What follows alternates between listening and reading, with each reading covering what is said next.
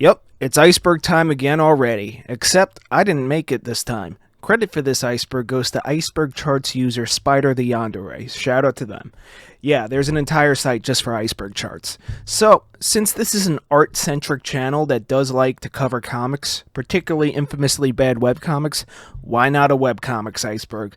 I should note that every single one of these entries will be getting its own in-depth review in the future, so that's a lot of content to look forward to.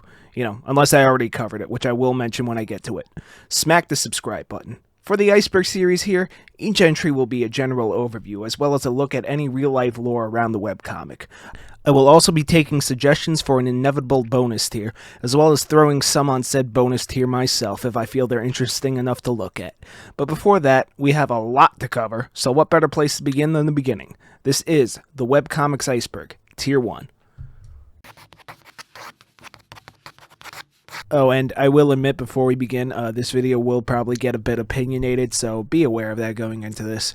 Lore Olympus. Starting off strong with one from Webtoon, Lore Olympus is a romance story by Rachel Smythe. It draws from Greek mythology and is heavily based off of the abduction of Persephone, also referred to as the R-word that I can't say on YouTube of Persephone. It was an extremely successful and popular series for Webtoon, and there was even a short film, or should I say promo video, starring popular actress Sydney Sweeney to promote it. Most people that read it said that at a certain point the quality of the storytelling took a severe nosedive and never recovered.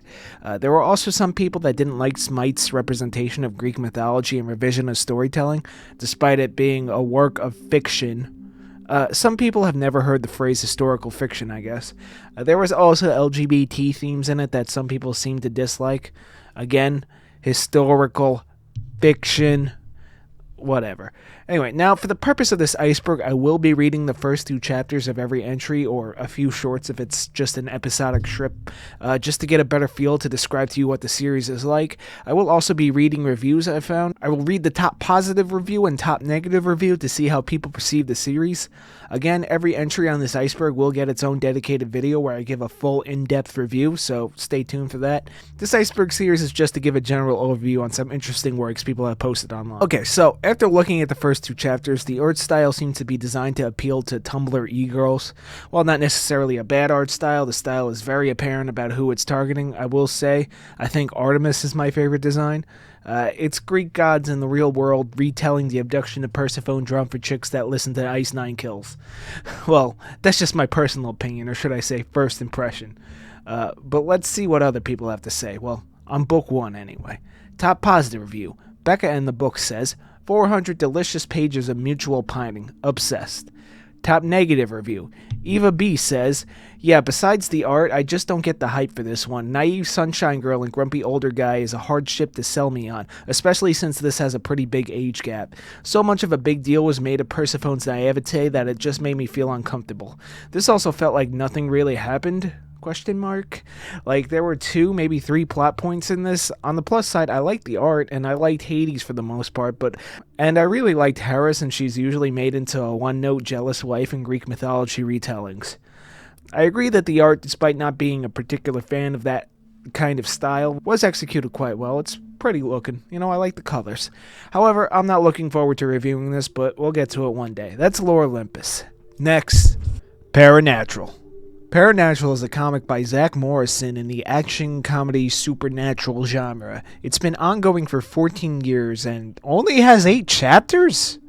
This I gotta see. Anyway, from the synopsis before doing my mandatory 2-chapter look, the story is about middle schoolers that fight ghosts, and the story seems quite popular despite only having 8 chapters over the course of 14 years. Guys, I've been working on Doomsayer since 2021. I'm already like halfway through chapter 17. Before giving you my 2-chapter look, I will say I absolutely hate the way the site it's hosted on is laid out. There is a ton of visual noise in the web design, and the pages aren't even centered on the screen. And it has my absolute pet peeve of webcomics, single pages that you have to click through rather than one chapter you just scroll down.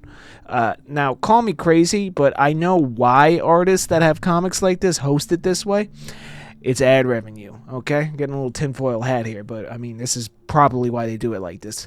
Look, you can have a single page on your website containing an entire chapter and be limited to how many ads per page get put on it, or split it up into single pages you have to click through and multiply that ad revenue indefinitely. Plus, the more pages that people go through, the longer they spend on your site, increasing your traffic. Granted, it's not as bad as that time I reviewed Control-Alt-Delete. That one was horrendous. Like, read that on iPad is how I read it, because the desktop version, oh my god. Anyway, at the time of writing this, the website is chugging ass and not working properly. If you want your own dedicated site for your comic, I'd recommend using a service like Squarespace, like I do. And this would be an absolutely phenomenal spot to put a Squarespace sponsor, but your boy needs to pump those numbers up. Hit the subscribe button is what I'm saying. Do it. Do it now. But the little I did read, I found it quite charming, actually. It's about a family that moves into a convenience store, but ooh, there's spooky ghosts afoot. Despite having the dead mom trope that I don't really enjoy, I don't like that trope, I actually enjoyed the bit that I could read, and I wanted to read more actually, but the site is clearly built on old code and has issues. This is another reason I prefer the one-page full chapter approach. Well, anyway, let's take a look at the reviews. These reviews are being pulled from Goodreads, by the way, so top positive review. Connie says, another webcomic and I've managed to catch up. The humor is prevalent in this one. Seriously, it had me giggling so much. It's about some kids, a new one, and a teacher, and a paranatural stuff that they fight against, combined with a bunch of people wanting to kill the new kid because he's new and he may have landed on one of the school bullies' face using his scooter. That's a run-on sentence, Connie. Johnny's actually nice, if you ignore the part where he steals and beats Max up. Johnny's cool. Also, it takes typical Paranatural tropes and twists them, and it's done hilariously. Also, good family dynamic and stuff. Thumbs up. Rating this webcomic on a scale of yes to no? Yes. Despite Goodreads telling me that there's a 1-star review that I was trying to see, as well as 10 2-star reviews, none of them would display. But the lowest score I saw was 4 stars, and the only review with anything to say was Otto here. Quote, a funny and over-the-top fantasy webcomic that constantly deconstructs and makes fun of the tropes of urban fantasy. With a nice and expressive cartoon style that evolves over time, it lends itself to charm and often plain weird story with eccentric characters. It is exiting, surreal, has some Eastern elements, it's diverse, and it got one of the funniest bullies ever. Yeah, like I said, it was charming. Seems like the majority of people like this one. I would too if the site would work. On to the next one. Castle Swimmer. Another webtoon. This one is a story by Wendy Martin. Reading the synopsis, it appears that this one is about gay mermaids. Okay, so these two mermen are supposed to be a part of some prophecy, but then they run away together, or something along those lines. I'm assuming it's a story of struggling against your fate, you know, one of those, but these synopses, whatever the plural of that word is, are they're not doing a good job of explaining what's going on. So it's time for the mandatory 2-chapter read. Also, damn, it's long. Sitting at 169 webtoon episodes. Oh boy, after reading the first 2 chapters, I regret I said I was going to review all these in depth at a later date. I really did not like this. But a better synopsis based on the first 2 chapters. So there's a bunch of fish people, and they all have some kind of ancient prophecy around a particular merman called the Beacon. The Beacon didn't fulfill the first prophecy according to the legend and wandered off. And there are shark people who are the antagonist group who want their pretty boy assassin to kill the Beacon for their own prophecy. After 2 chapters, it's obviously clear that the assassin and the Beacon are going to run away together, and I could just tell by the art style this was made by some Fujoshi with an active Tumblr account. However, hey, it's there if that's your jam, you know? Enjoy. I will note I'm not particularly fond of the art style. It kind of reminds me of YouTuber Holly Brown's art, but not as good. But hey, that's just my thoughts. Let's read some reviews. Top positive review. Drusilla says, Siren and Cap are so stinking cute. Unbelievably wonderful. A very nice story, but also quite bloody.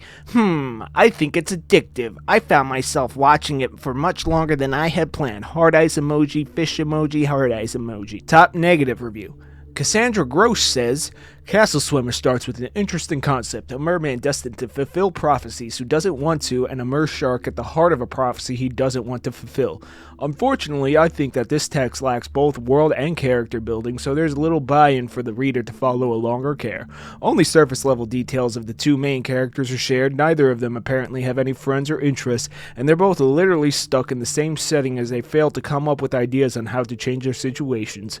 I wanted to like this text, and unfortunately do not, so I will not be continuing to read it in subsequent volumes. Yeah, I wasn't feeling this one either, but, I'll take another look when I do the full in-depth review.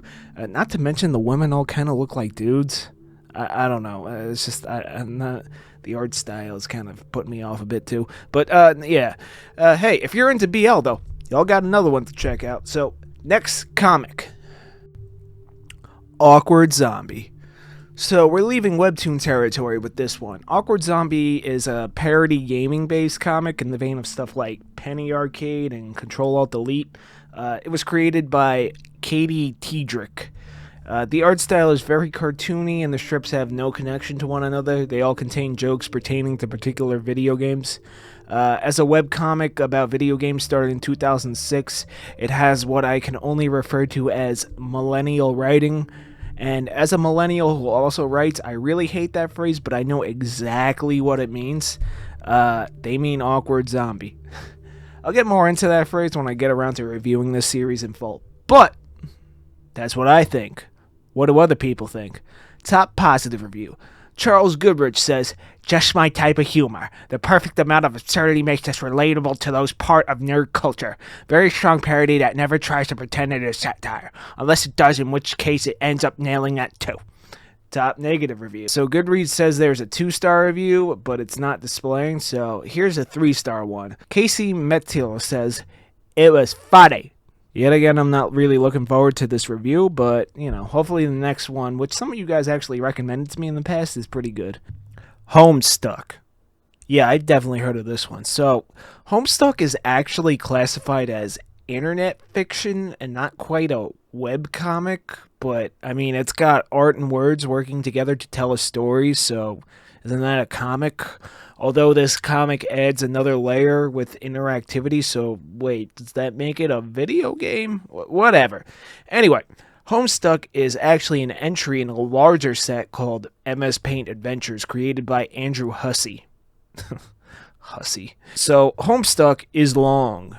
Really long, clocking in at around 8,000 pages, so it's about some teenagers that work with aliens to create a new universe, or something like that.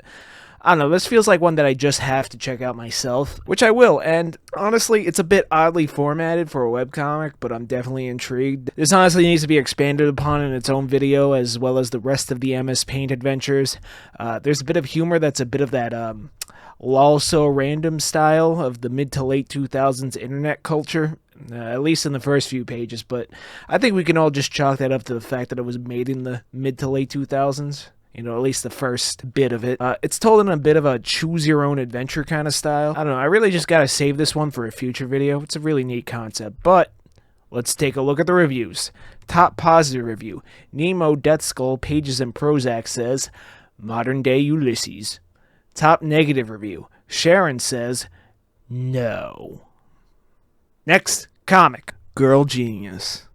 Girl Genius is an ongoing series dating as far back as 2001. It was created by husband-wife team Phil and Kaja Foglio. It's a pretty long series as it clocks in at 23 volumes and is still ongoing as of the time of recording this. The aesthetic is often referred to as steampunk, but the creators call it more of a gas lamp fantasy, which from my research is essentially still steampunk, but with a splash of Victorian-era England vibes, I think. I don't know, I'd still just call it steampunk. Look at it. The series also has companion novels as well. So the story revolves around Agatha Clay, who is known as a spark in this world. Turns out she finds out she's related to the House of Heterodine, renowned for scientific genius. She does a lot of experiments and people are after her for her heritage. Yet again, the synopsis I've come across are not as concise or straightforward as I like them to be, so it's time for the mandatory 2-chapter read. And yet again, I'm greeted with the dreaded click-through format, and yet again, the pages are not centered. At least the ads aren't that egregious. I will say the art is giving me someone that worships Disney vibes, but can't quite replicate it. Also, some Ken Penders vibes, so yeah. Well, it's not really my vibe, but people who aren't me like it, so good for them. They must, since the series is so successful. But in all seriousness, I can't get over how Ken Pendersy the art looks. If it wasn't for the photographic evidence of Phil and Kaja, you could convince me this was a Penders going incognito. Now, as a comic artist slash writer myself, there is one thing you need to do your best to avoid, and that's the dreaded wall of text. Comics are a visual storytelling medium. Main focus is on the visuals. Girl Genius has a lot of text. But some people don't mind that. I do think it's a bit wordy. So my synopsis based off the first bit of it is that this Agatha Clay is studying science experiments related to machines and is robbed of her locket. This locket identified her as an heir to this heterodyne house, and now people are after her. So yeah, I guess the synopsis I did read were pretty accurate, just too wordy. Much like the comic itself, based off of my first impressions. But let's take a look at the reviews. Top positive review. Gwen, the Gwendolyn reading method, says, "The most perfect thing in the world." Okay, good for you, Gwen. Top negative review at 2 stars. Milky says, "I don't know. I should have liked this book. After all, it was chock full of steampunky goodness and gorgeous clanky robots. But the artwork is way too manga-ish, with exaggerated facial expressions and hard-to-follow action scenes. The plot is convoluted with too many characters, yet every few pages another one is introduced. There's a jarring switch from lovely sepia tones, which seems better suited for the steampunk theme, to brilliant day-glow colors. Sorry, but I left my black light back in my 70s bedroom. It's like stepping through a doorway and suddenly they're not only not in Kansas anymore, but all the characters now look like extras from HR Puffin stuff. Even a cynical talking cat, the only character I could stand, can't keep this Technicolor airship from crashing." So, yeah, this one seems kind of hit or miss. I am interested in revisiting it, though, and all its Ken Penders looking artwork in the future. Magical Boy. From Genius Girl to Magical Boy. Let me guess, it's about a boy who's magical? This one's on Tapas, so I'm expecting BL. Rather than homogenizing various synopses into one, I'm actually just going to read you the author's description here, unless it's unavailable. So, and we're in luck, because on Tapas you need to put one. So, Magical Boy is a Tapas series by an author going by The Cow. That's K-A-O, not C-O-W. Anyway, Cow says, "Max is your average high school student trying to get through life as himself. He may not be your average boy, being assigned female at birth, but he's set on being the man he is. Though trying to come out to his parents is one thing, his mom coming out as a magical girl is another. Now it is Max's responsibility to take on the family tradition of becoming the next magical girl and save humanity." Okay, so it is LGBT. Heavy emphasis on the T for this one. Not surprised. Tapas, for me at least, seems to be heavily populated with this genre. Well, let's keep an open mind and give it a shot. So, after my mandatory 2-chapter read, it's honestly an interesting read. As a straight TM, I don't really engage with LGBT stories too frequently. You can see that in my boyfriend's review. But this one got my interest with its colorful art. The art is really pretty. I love the colors. Anyway, this character Max is a trans man that's the descendant of Aurora, a goddess of light that's destined to fight some deity of darkness called the Void. In Chapter 2, it's implied the Void is returning and that Max is on the verge of coming out as transgendered. Honestly, I'm kind of interested to see where this one goes, despite not really engaging with LGBT media too frequently. A lot of LGBT stuff in the first tier, huh? Well, let's check out the next one. But before we do, reviews for Magical Boy. Top positive review. Emil says, "Max has magical powers, but we all know that the real magic is the friendships we made and the confidence we gained and the genders we respected and the monsters we hunted along the way. Very excited for book 2. Top negative review. There were 3 1-star reviews, but I decided to put Icebergs here, who said they're an LGBT person, you know, the target demographic. It is quite long, so I'm going to speed up the read, okay? So, Iceberg says, "I was so intrigued with the concept as a gender-fluid person who loves everything gay, but I love everything gay." I'm sorry, I don't know. But buying this book felt like a waste of money. Before I get into the negative, I want to point out some of the stuff I did like. I thought the blurring of the dead name was a very cool artistic touch. I would have preferred it to be actually unreadable, but oh well. Also, I like the outfit changes. I'm glad that Max got to figure out how to own the whole magical boy thing, and despite hating this book, a part of me still wants to find out what happens next, so props, I guess. I'm also thankful for the offhand remark of not wearing a binder all the time, but there really should have been more binder safety tips. No one should promote the use of a binder without providing the information of 1, not sleeping with it or exercising with it on, and 2, taking binder breaks. Honestly, I feel like this book is outside of my age group. I'm a teenager, and the way this book is presented just feels so babyish. First off, it's just plain weird how the author overgeneralizes groups. As an example is Christians equal homophobic. Christians can be homophobic, but the religion is painted in such a negative light that it feels as mean as homophobia. I didn't know I needed to say this, but there are queer Christians. Whoa, mind-blowing. The homophobic people in the book are not multifaceted in any way. They are bullies, end of story. The whole thing is very black and white, good guys and bad guys. I found myself laughing at this book, not laughing with it, at it, and cringing. The book is very cringe. I'm sorry, but it is. And again, I'm sorry, but the colors are so flat, the book is ugly looking in my opinion. Me, a bisexual person struggling with finding their gender and pronouns, felt indoctrinated while reading this book. I don't know. It felt like gay propaganda, and a poorly written one at that. The dialogue, Also, was the swearing really necessary? If that was the cow trying to make the book sound more grown-up, it didn't work. Overall, this book is a lousy piece of queer media, in my opinion. It felt like reading bad fan fiction written by a closeted 13-year-old with a limited worldview, in my opinion. Well, would I recommend the book? No. There are other books that highlight the trans experience in a much better and healthier way. May I suggest The Magic Fish instead? I can definitely see why people would enjoy this book, though. It just wasn't my cup of tea. In fact, I didn't consider it tea at all. It was more like to sewer sludge. But at the end of the day, I'm just a hater, and for this book, I wear that label with pride. Happy Pride Month, everyone. Go read The Glass Scientist instead. Peace. Wow. Okay. What a review. Yikes. Yeah, my one complaint so far in just the 2 chapters I read is the clear bully being a Christian Aryan girl. Like, come on. But that's about it. Interested to read a bit further. Next comic. Fangs. We got another one from Tapas, so that's good. That means I can just read the author's own synopsis. This is a story from Sarah Anderson. Yes, the Sarah Scribbles Sarah Anderson. From 2019, so this is relatively recent work. So, the synopsis taken straight from the Tapas page, written by Anderson. Vamp is 300 years old, but in all that time she has never met her match. This all changes one night in a bar when she meets a charming werewolf. Fangs chronicles the humor, sweetness, and awkwardness of meeting someone perfectly suited to you, but also vastly different. So, we got ourselves a creature romance. Alright, let's give it a look. Okay, so it's a series of shorts with gags about a romance between a werewolf and a vampire. I will say, however, the romance moves way too fast. Like, a common critique of the romance genre is how slow some stories move, but this one feels like it has the opposite problem. I do think the black and white art is pretty nice. I'll give a full review sooner rather than later, probably with a look at some of her other work too. I do think this page of the vampire getting dressed without a reflection is pretty funny though. But hey, let's take a look at the reviews though, huh? Top positive review.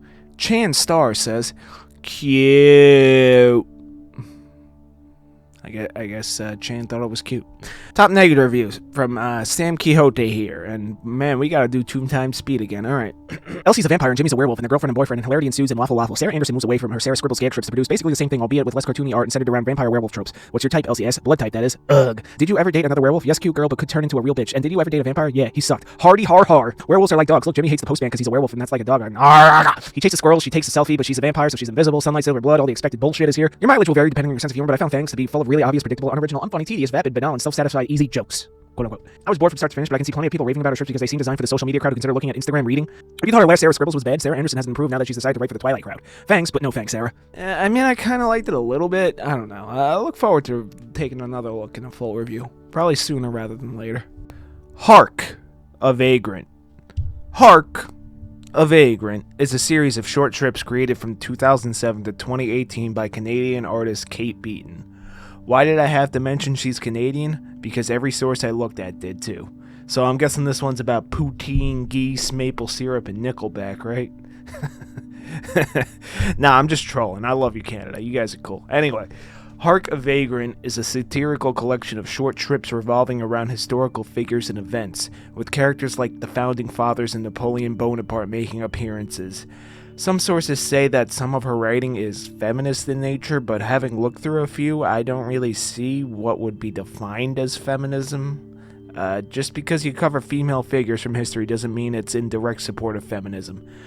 I'm sure if I do some digging, maybe she said so in an interview, you know, but I mean, like, women's history is included in all history. It's all important. Not to mention there were certainly some women throughout history who were very much not good people that you don't want to admire, such as, like, Elizabeth Bathory or Marie Antoinette. Very evil people. Anyway, Looking through these strips, they're not always that historical, Sometimes they're just one-off gags that have nothing to do with anything. But oftentimes they are, so I guess that's where the history tag comes from.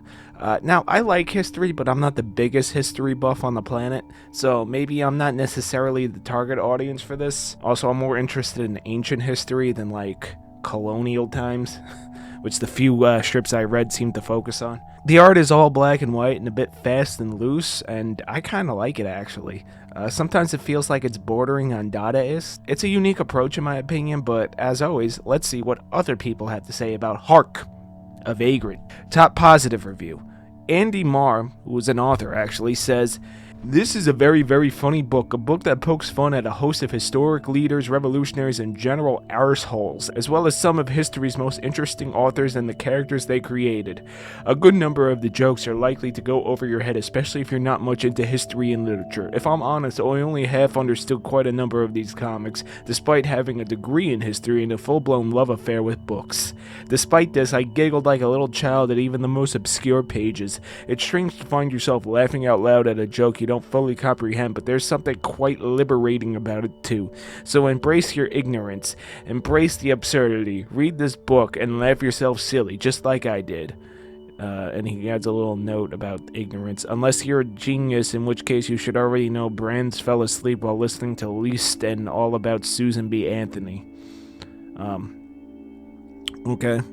Apparently knowing about Susan B. Anthony makes you a genius. Like, come on, everybody knows she was the first feminist. It's not, everyone knows that. They teach that in grade school. Anyway, top negative review. So there were a handful of 1-star reviews, but I think Panda Incognito here gave the most detailed one with the least amount of I just didn't like it energy, So Panda says, "I think I laughed once. I smiled maybe a total of 16 times. For the rest of my reading experience, I felt a growing disdain for the author who has no concept of humor that does not involve foul language or sexual references. Even though I was familiar with most of the historical and literary references employed in these comics, Beaton only did about 5 clever things with them. Otherwise, the punchlines fell flat, and most of them were pure garbage. Honestly, I got this book expecting some crass humor, but I was surprised to discover that there was almost nothing else. If you cannot think of anything funnier than historical figures and literary characters illustrated as compulsively spewing vulgarity and sexual references, then knock yourself out. This book is for you. Also, while you're knocked out, I won't miss you." God damn, savage. However, if you're the kind of person who expects things to be funnier than the average 4th grader's dirty jokes, take a pass. So, yeah, that was Hark, a Vagrant. I will be taking a second look for an in-depth review, probably sooner than later, because I didn't dislike what I read, although I didn't necessarily like it either. I don't know, I feel like I gotta give it a second go. This comic gave me that kind of energy. Anyway, next up. The Glass Scientist. The Glass Scientist is a series created by Sage Kotugno in 2015 and ongoing to this day. The story is illustrated by Kotugno and other artists including Julia Elliott, Lucy Zhu, and Tina Purin. Forgive any mispronunciations. Looking at the cover, I can just tell it's going to be LGBT. I don't know what it is, but for some reason this art style is triggering a gaydar, I guess. Sorry, poor choice of words, but I'd argue that it's Tumblr art style, which, I mean, hey, it's all well and good if you like it, more power to you, but y'all can draw LGBT stories in different art styles, just so you know. Anyway, we got all that. It seems to be a mashup of public domain stuff, including Dr. Frankenstein and Jekyll and Hyde, but let's see what the author says in their synopsis, and oh boy, it's really long, so I'm just going to speed it up 2 times. The city of London is not the safest place for mad scientists. 30 years after the death of infamous Dr. Frankenstein, the citizens have gotten awfully good at killing monsters, destroying laboratories, and generally wrecking anything new or strange looking. Soon, every scientist within city limits will find themselves behind bars unless someone can turn their luck around. That someone is a respected gentleman and socialite who also happens to be a scientist himself. He believes that mad science, or rogue science as he prefers, could flourish in London, only it could improve its reputation in the public eye, and he plans to give it one hell of an image makeover. With the help of a ragtag group of scientists from across the globe, he plans to end the reign of fear and superstition that has held London captive for decades, so long as no one discovers his one little secret, a secret that could ruin him and unravel the lives of everyone he knows. This man's name is Dr. Henry Jekyll. Set amidst the landscape of bubbling potions and misunderstood monsters, the Glass Scientist explores themes of identity and self-acceptance in a world ruled by shame and fear. This story includes LGBTQ themes and characters. The story also includes many references to characters from Victorian literature. Check back soon for a full list of references. Under construction. Recommended for ages 13+. Content warning: light swearing, action, violence, blood, body horror, sexual themes, depictions of homophobia, transphobia, mental illness, and trauma. Okay, well, quite descriptive. Alright, so now it's time for the mandatory 2-chapter read, and we're back to the dreaded uncentered pages and click-through format. Well, the ads aren't too bad, though. Alright, so the story is about this rich dude that collects science experiments gone wrong, like the werewolf at the start of the story. I'll admit, I didn't finish the first chapter because the characters just kept babbling on and on with an excess of exposition. Have you guys ever played an Atlas-made game? You know how sometimes it feels like the dialogue almost goes in a loop, feeling like it's there for padding rather than progressing the plot or character development? That's kind of what that felt like. Despite making jokes about the Tumblr art style, the colors are very beautiful. Like, seriously, hats off to the colorists. But let's see what other people said about The Glass Scientist. Top positive review. Crustaceo says, I love gay people. I don't know, I found that funny. Gay people are pretty cool. Top negative review. Ash says, thank you to Razorbill and Penguin Team for an advanced copy of this book in exchange for an honest review. Oh, so they got a review copy. Okay. So Ash says, it's really unfortunate to say that I don't think I've ever struggled through a graphic novel as much as I have with this one. Despite really appreciating the art style, I really could not get in the story very well. Punctuation, lady. We threw right into it with honestly too many characters to keep track of. It was hard to remember who was who beyond our main cast, Jekyll Hyde, Rachel, Lanyon, and the wolf guy I can't remember the name of, and of course Frankenstein and their monster. The main cast is already a ton of creatures to keep track of, and then we're introduced to 30-ish more scientists. Wow, it was a lot, and really no one stood out to me, unfortunately. Also, this book is marketed as young adult, however, all the characters are adults beyond university age. They use curse words, talk about sex, shagging, and definitely get a bit too drunk a few times, and yet this book is marketed for 12 and up. I definitely say that's a bit generous. Yeah, I don't know. I'm a bit outside the target demographic, and the excessive exposition at the start kind of turned me off to it, but I'll definitely give it another shot in the future. Next, comic. Goonish Shive. Goonish Shive is a webcomic that feels like it's going to give my computer various STDs with the amount of ads on its site. This is worse than the time I looked at Control-Alt-Delete. Holy shit. Anyway, this story is by Dan Shive. So, the synopsis taken straight from Shive is a strange comic about a group of teenagers and the bizarre, often supernatural situations that they face. It includes a continuing storyline with non-linear joke comics on the side. Warning, often ignores the laws of physics. Alright, well, that didn't give me much, but let's update our antivirus software and give it a look. Well, the story started in 2002 and is giving me the same vibes as Control-Alt-Delete, which also started in 2002. There are some jokes that make me blow a little air out of my nose, and the characters are unlikable so far. Again, my biggest problem is the adware all over the site it's hosted on. It's, like, ridiculous with how many ads there are on it. Like, damn, dude. Like, with how many ads are on it, the author has the gall to ask for Patreon donations? Get out of here. I would read this, but I'll have to check it out on a different site where the ads don't make it illegible. No, I'm not going to install an ad blocker. I'm a YouTuber. Google will assassinate you for that. That's hyperbole, but not really. Also, there are so many different ad blockers, I don't even want to be bothered, you know? But, let's check out the reviews. Top positive review. Vera says, Goonish Shive is an incredibly long series running for over 20 years at EGScomics.com. This collection is a nice little booklet of the first 150-ish comic pages out of 2,800. It's not perfect being that this was drawn and written in 2001 when Dan was just starting out. There's a lot of rough patches. The art's amateurish, the writing can be both dense and light at the same time, and it's not very consistent. Still, despite the really humble beginnings, people loved it, so Dan kept it up. 20 years later, Goonish Shive is one of the best webcomics on the internet, especially when it comes to LGBT and mental health threat. Characters will nonchalantly change genders or date the opposite sex or even come to terms with their own asexuality. All this while weaving in stories of high school kids dealing with fantastical going-ons in their own backyard.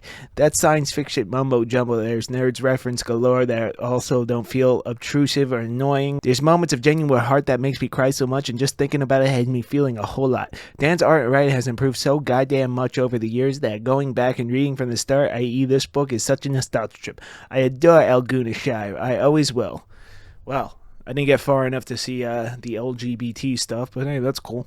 A lot of gay stuff in this first tier, huh? Hey, that's all well and good. The gays are okay. Anyway, top negative review. Well, despite Goodreads telling me that there are 2- and 3-star reviews, none of them will display. As a matter of fact, only the previous review was available, so I can't really gauge what someone who didn't like it would say. My biggest problem is the excessive amount of ads on the website. I'll check it out again, but probably not on the official site. More ads than a long YouTube video on the TV app, good lord. Well, next up, check please. We got another webtoon. This one is from creator Ngozi Ukazu.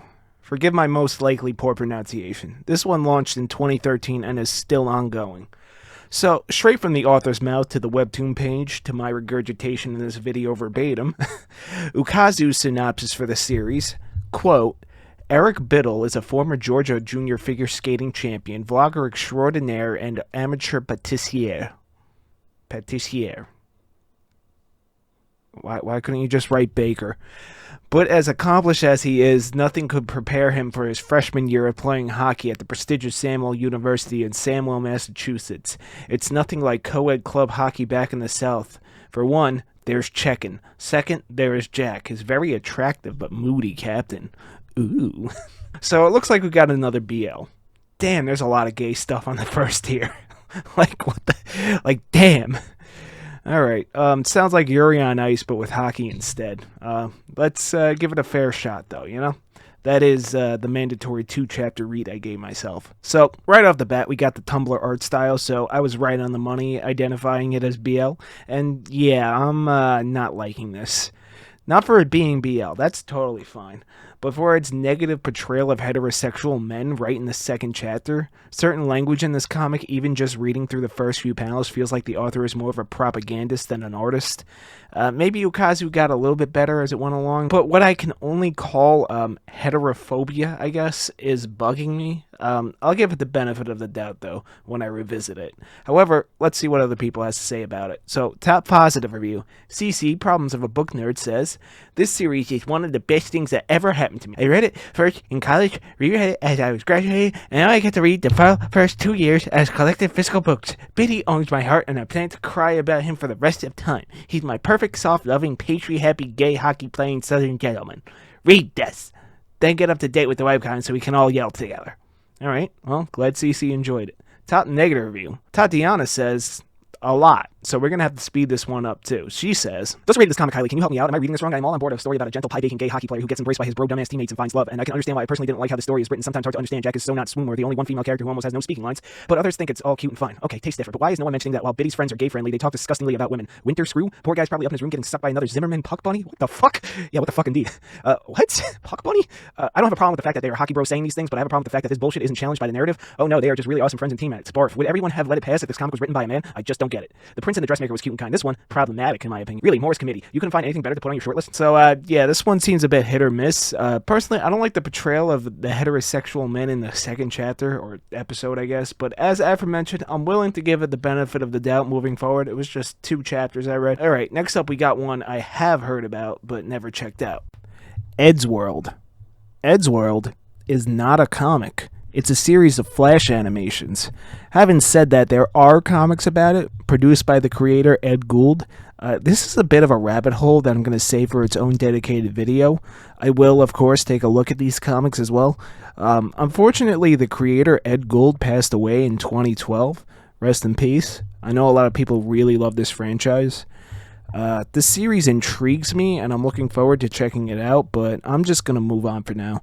Eddsworld will be looked at on the channel in depth, so stay tuned for that. Cyanide and Happiness. This is a webcomic I don't have to do much research for because I've been following it for decades at this point. Cyanide and Happiness started in 2005 and has been ongoing to this day. It was a team of 4 creators that made it. Chris Wilson, Rob Denblaker, Dave McElfatrick, and up until 2014, Matt Melvin. This is a series of short comedic strips with the jokes usually being on the darker or edgy side, although on occasions the humor can lean a bit more on the lighter side. While this is an episodic series, there are times when a story arc is implemented or recurring characters such as the purple-shirted eye stabber make an appearance. The artwork is what some might call crude, but it fits the more over-the-top tone. Not to mention some of the darker visual gags probably wouldn't be as funny if someone with higher skills drew them and they would just be dark without the humor. Cyanide and Happiness was so popular and successful it even got 4 seasons of an animated series. It also released a few card and video games. Personally, Call me crazy, but I think some of my favorite strips from this series are from the infamous Depressing Comics Week. Once a year for a week, the creators would make these incredibly dark, unfunny strips. The punchline is just sadness. It feels so incredibly jarring from the rest of the strips, but I can't help but like them. Why? I don't know. I might have problems. No, rather, I do have problems. Anyway, let's take a look at the reviews. Top positive review. Miss Ryoko says, "Ha ha, these comics are spectacular. I am only familiar with one Cyanide and Happiness comic prior to this, so I was looking forward to reading the Book of Comics compilations. They were great, and I will definitely read the next one." Top negative review. Mark Robinson says, "Really hated this one. Cartoon strips featuring stick figures who do unexpectedly offensive, often violent things. The problem is it's filled with old jokes and bad puns, and they often aim their attacks at those with less power rather than those with more." That's a run-on sentence. "Consider two typical strips. One shows a woman asking a man when he's finally going to fix a leaky pipe. She suggests duct tape, and he says it's worth a shot and puts it over her mouth." That's funny. Another strip shows a guy talking to a girl on a couch at a party when he realizes she's not actually listening to him but is passed out. He squeezes her breast, and that's the entire joke. They think they're being edgy, but the best they're doing is... What? They think they're being edgy, but at best they're doing the equivalent of recycling dead baby jokes. Grade F. Alright, well, I disagree, Mr. Robinson, but whatever. Well, that was the wildly popular Cyanide and Happiness. Most of you guys have probably seen it before clicking on this video. Next comic. Space Boy. Wrapping Tier 1 up with a webtoon. Space Boy is a story by Stephen McCrane. It's been ongoing since 2018 and currently sits at 355 or 363 chapters? I'm actually confused. What's up with this? Anyway, let me just read the description the author provided to Webtoon for a synopsis. Quote, "A girl who belongs in a different time, a boy possessed by an emptiness as deep as space, a story about an alien artifact, a mysterious murder, and a love that crosses light years." Yeah, that didn't really give much away. Sci-fi, romance, murder mystery, I guess? Well, guess I gotta do my mandatory 2-chapter read. Alright, so after my 2-chapter read, it appears that the two main characters, Space Boy, I guess, he wasn't named in the first chapter, and a girl named Amy. Space Boy is lost in some void, and Amy lives on some space colony. Amy's dad gets fired from his job, then they have to move to Earth. I'm assuming at some point early on, Amy and Space Boy are going to meet, and maybe a love story will unfold, or a murder mystery.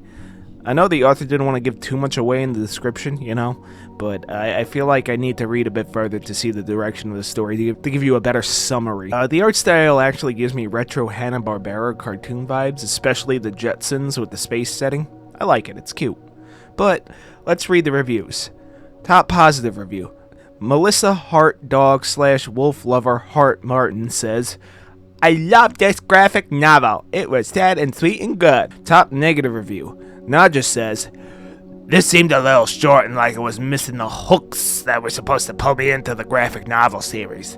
This might be on me. I often feel this way about graphic novels. The art style was kind of cute, but the dialogue felt a little stilted in the way it was used for exposition."